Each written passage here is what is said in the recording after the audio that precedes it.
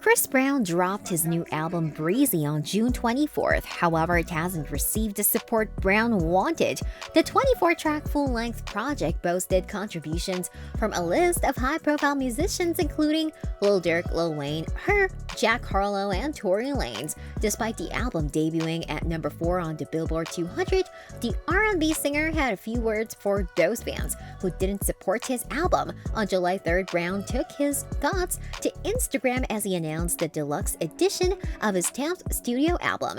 He wrote in his Instagram stories, July 8th, Breezy Deluxe Album. Not that it matters, seems like you all only invest in the negative stories about me. Chris gets in trouble, the whole world is on it. I'm back on my gangsta shit. It's bragging at all times. Chris Brown often finds himself on the wrong side of the law. He has experienced multiple arrests over the years. In January 2019, he was arrested in Paris after a woman claimed Brown assaulted her at a Parisian hotel. The victim said she met Brown at Club Le Crystal on the evening on January 15, and she agreed to follow him back to the Mandarin Oriental Hotel where the scandal took place. 3 years later, another woman filed a civil suit by falsely accusing Brown of assaulting her on a yacht in Miami in December 2020.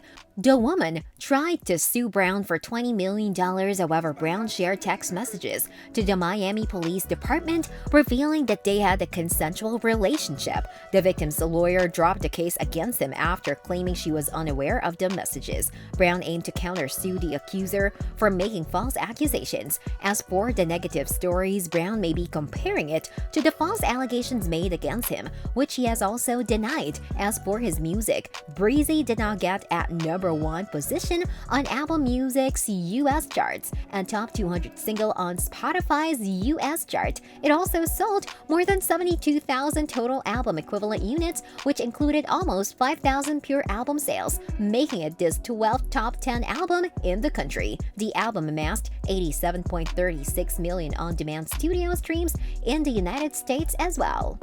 Chris Brown did a huge promotional run before the release of Breezy, but the album performed below its expectations this week. Chris Brown is now in the middle of a run of international tour dates, including the 2022 edition of the Wireless Festival. Later this month, he'll kick off a run of US dates beginning with a stop at the Coastal Credit Union Music Park in Raleigh, North Carolina. The Rolling Loud-backed run, officially titled the One of Them Once Tour, reflects a co-headlining outing with Lil Baby. Overview on Breezy.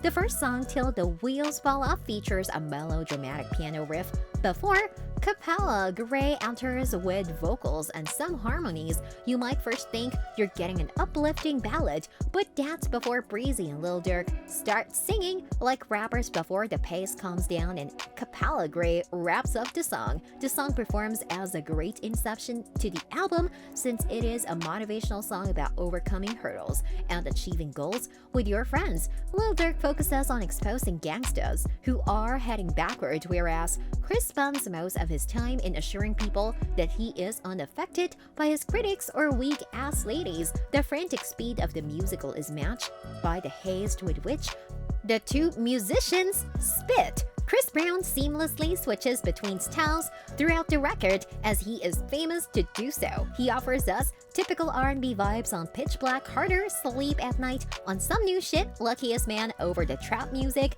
Gab with Vivio Foreign. The song Survive the Night has some XXXTentacion vocal influences. Call Me Every Day, which features Wizkid, also has Come African Caribbean vibes. Survive the Night and Grass Ain't Greener are one of my all-time favorite Chris Brown songs and have a lot of things in common. Chris Brown blasts somebody who is damaging his health in both tracks. He also sings forcefully in both tracks over a fast-paced beat that has a slick, sinister vibe.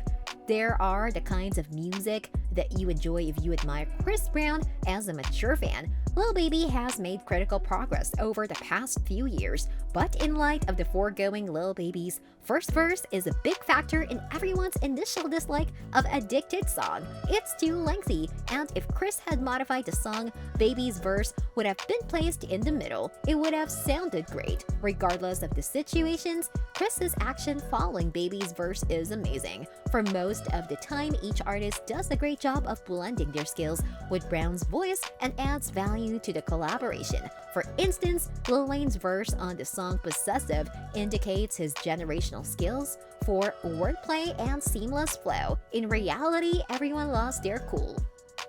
Breezy is a homage to the peak of the work that Brown often puts into his songs, and the previous 5 years have confirmed that he is a true living icon who is deserving more of praise than he has gotten. Well, that's it for today. Do you think Chris Brown's new album is a flop? Tell us in the comment section below. Don't forget to hit the red subscribe button so that you never miss out on any of our videos. See you soon. Thanks for watching.